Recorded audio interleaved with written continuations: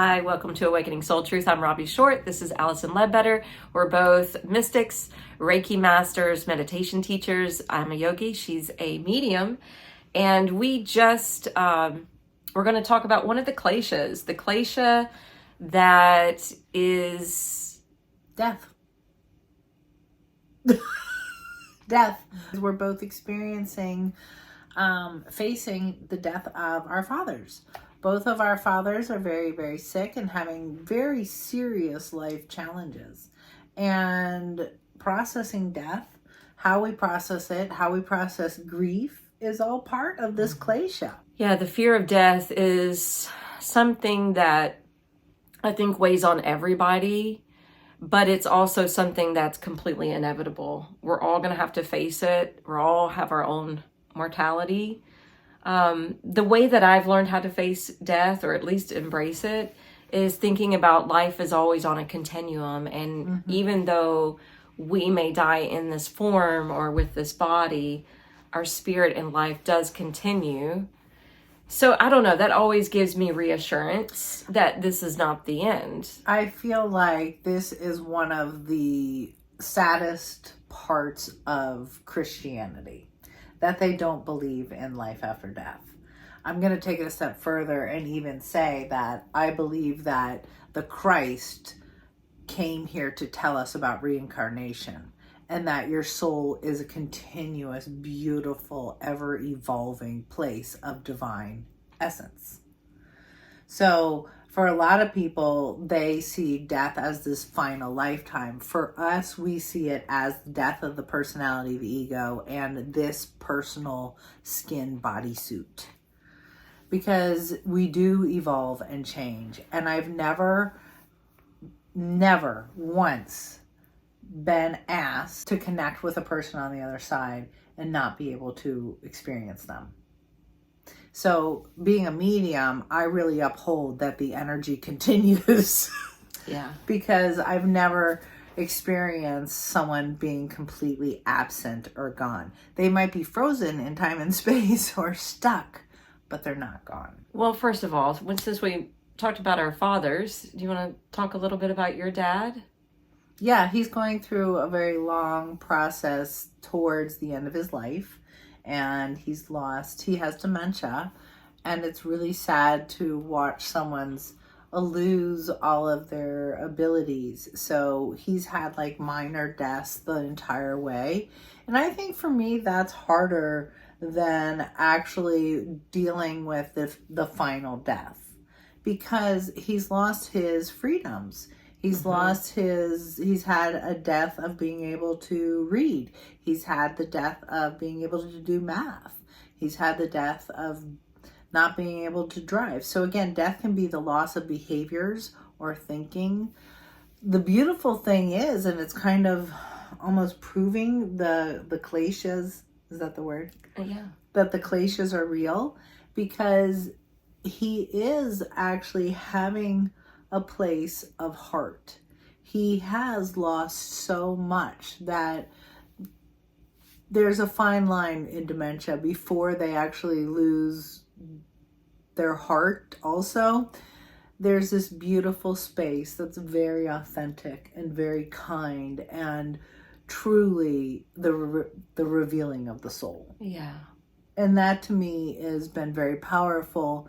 Sad to watch the parts that made him alive and connected to the physical world are gone. But we saw a grace come through him, a real place of love. Even though our fathers are in a different place and are in a different situation, I can really resonate with what you're saying, because my dad had a severe stroke in 2019, and he lost his ability to walk. He lost his ability to talk. Like you said, to analyze, to do math, to read. He can't even use the remote control on the TV. But his personality is still there. Even though he can't hold a conversation, I can still see he has a sense of humor. I can tell when he has a memory recall come back. I can tell when he's wanting to express something. And he's just so sweet right now, because that the stroke affected the side of his brain that is analytical and judgmental and linguistic, and now he's more on the right side of his brain, which is the more euphoric, the more emotional, see the big picture, creative. Like I've been able to watch my dad sit at a window and watch the birds outside, and it's very peaceful, and it's something that he does daily. He would have never done that prior to the stroke.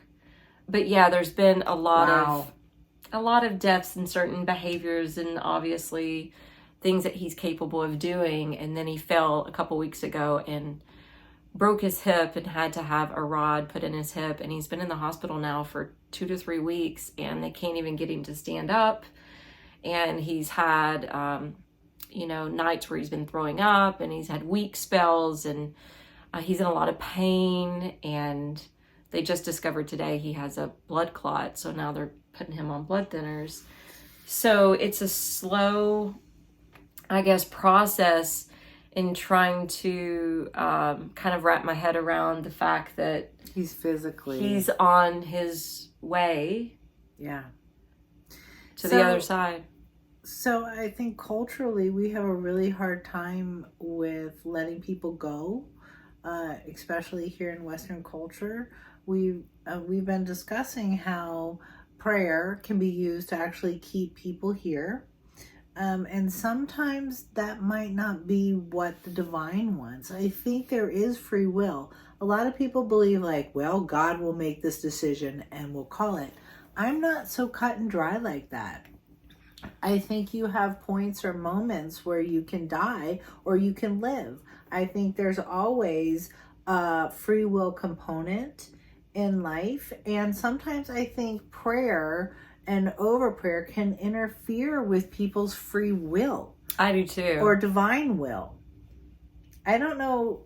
Sometimes it's if my thinking too is with prayer and it being so powerful, and having people hold on is actually producing more suffering. Yeah. So it's that fear of not allowing it's the fear of allowing your attachment to come in more so than the logic of knowing it's better and more peaceful and better for them if they actually go. Yeah. I mean, we really, in the West, do everything we can to sustain Hang on. Yeah. And these measures that people take to keep life going. And in fact, I think there's a lot of suffering. You just said it. There's so much suffering in prolonging because we're so fearful. Yeah. But there's so much beauty on the other side. I can't even imagine myself wanting to stay with the presentation of death. And we know a lot of people that have come back from death. We have 2 in particular that we're going to interview about near-death experiences to give us some insight into this, but the joy that they felt, the enlightenment, the release that they felt. I mean, it's sad for the people here if you have that way of thinking, if you have that attachment, it creates that deep sorrow and sadness. I'm not saying you should avoid grief. We can have grief. Mm-hmm. It's just, do we want to grieve for a little bit or for years?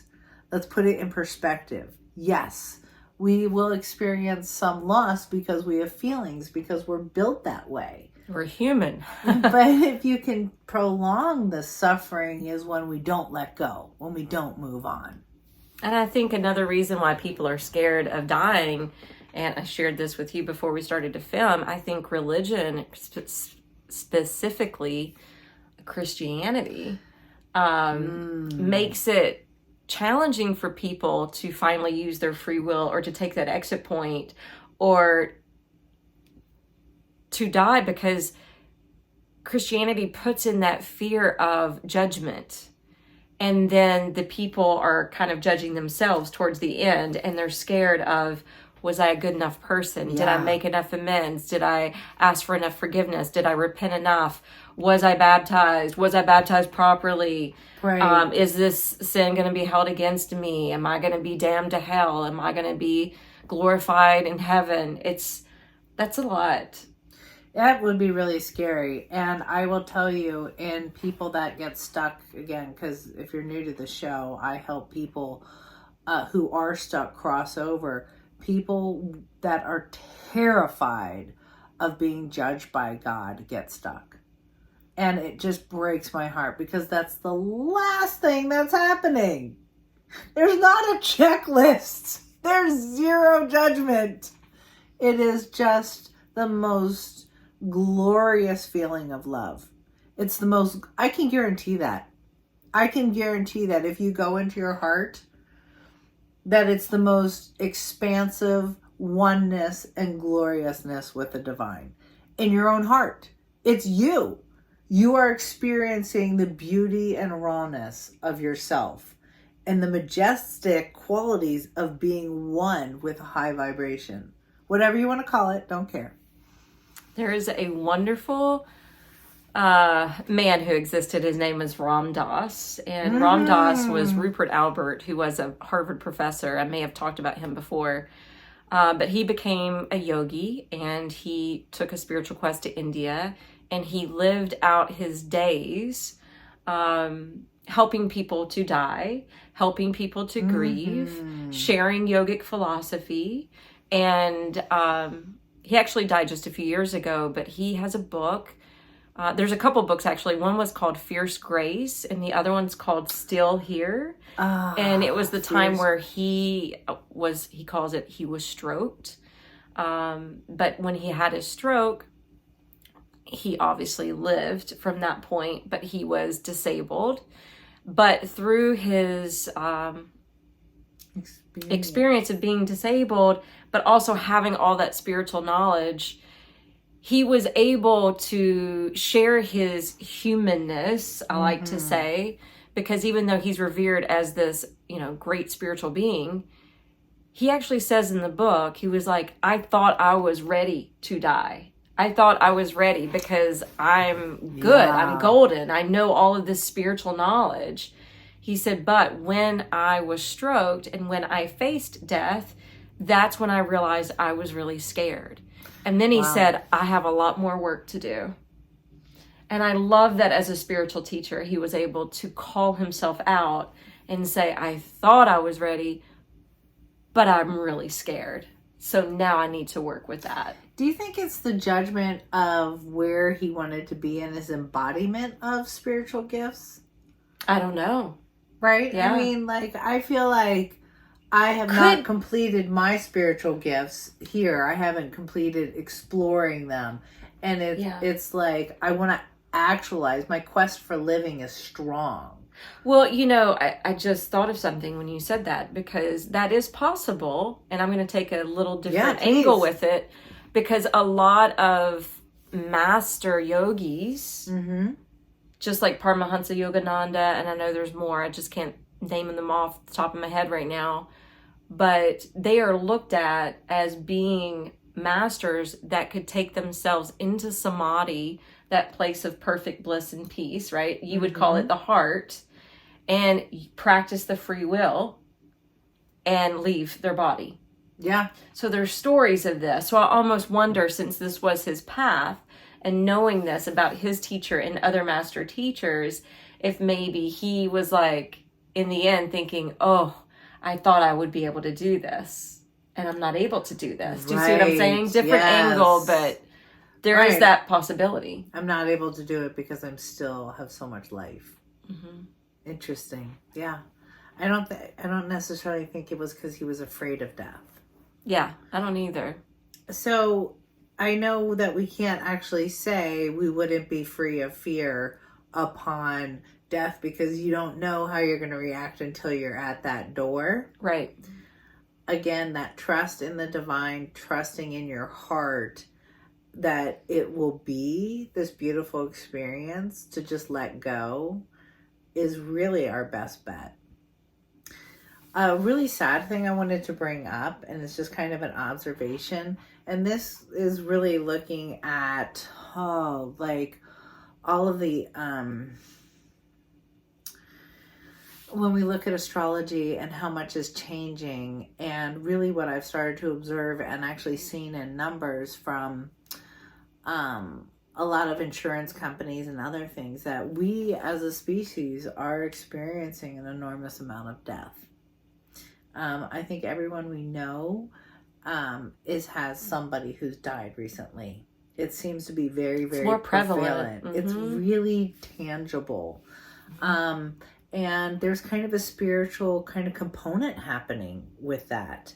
The way I see it is, as we become more awake and enlightened, our soul is actually unifying. Right now, we're very split off. We're very fragmented. That's why there's almost too many people on the planet. People have a number of lives, not just past lives, but we have a number of parallel lives happening, because I have this theory that we've been systematically disenfranchised from ourselves. Well, there's a collapsing of going inward. And that's not only happening on this mass energetic scale for the earth, for new earth, for healing, but also it's happening on the soul level. The soul is unifying and collapsing. And I just wanted to give us a positive spin or outlook on the amount of death that we've all experienced through COVID, through all the things lately. It's been a rough 4 years. There's been so many floods and landslides and fires, and tragedy. It just keeps going and going. And I just want to give us confidence that we are unifying, that it's not all lost. This doesn't have to be scary. I think souls are actually getting stronger in their light. I think that's the point. We are shedding bodies. And we do value and appreciate every single incarnation. There's not one life you don't want here. There's total love and respect for each life. But we are literally collapsing that back into a deeper sense of oneness. That's a really positive spin on it. And the other thing that I feel like is happening is, like you were saying, it's not just the death of the physical bodysuit. I like the way you worded that. I got that from William Henry. But it's also the death of patterns and behaviors and things maybe even within our personality that we're overcoming and we're shedding. And so that can be a good death too. Absolutely. And we are all experiencing that. That's part of our awakening process. And I think a lot of people, myself included, have gone through some ego deaths. And there's all kinds of levels of ego deaths. But it's really clear that as we awaken, we are experiencing death of parts of our ego and parts of our personality. That is a really important thing, that you are joining in your oneness. And that through that oneness, we're all feeling more connected. You'll feel deeper connected. That's the whole point of a death. It's actually the opposite of what you thought it was. Death meaning separation and loss. To me, death means unifying and oneness. I like that. Shall we meditate? Sure.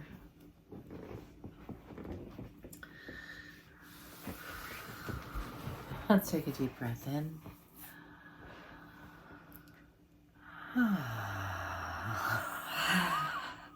Always feels good. It feels so good. Let's do it again. Let's do it times 3. 2 more. Ready?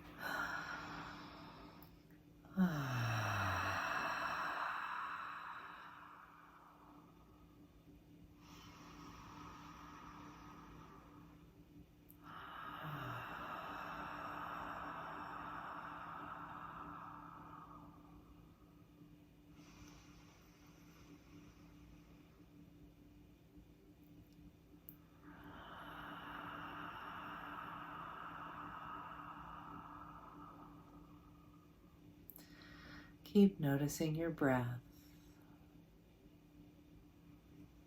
Notice the beauty and the rhythm of the rise and fall.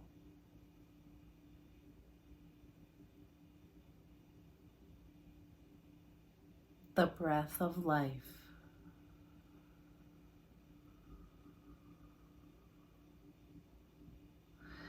Just being deeply grateful for this one simple tool, the breath.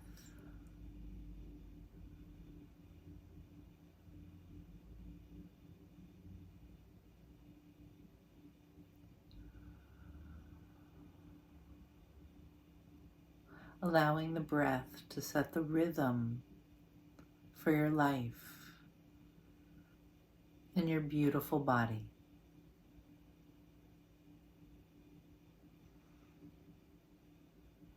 Allowing your breath to be an anchor when things around you shed, dissolve, and die.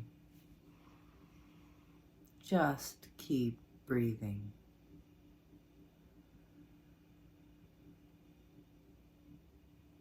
And truly, this breath, anchoring in on it, feeling it, noticing it, will be a simple, easy place to leave when you die.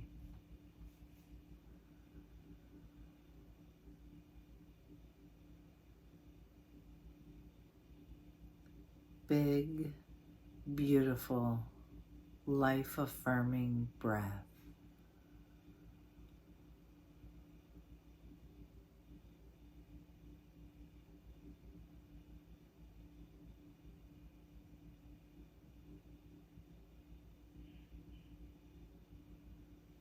Keep it simple.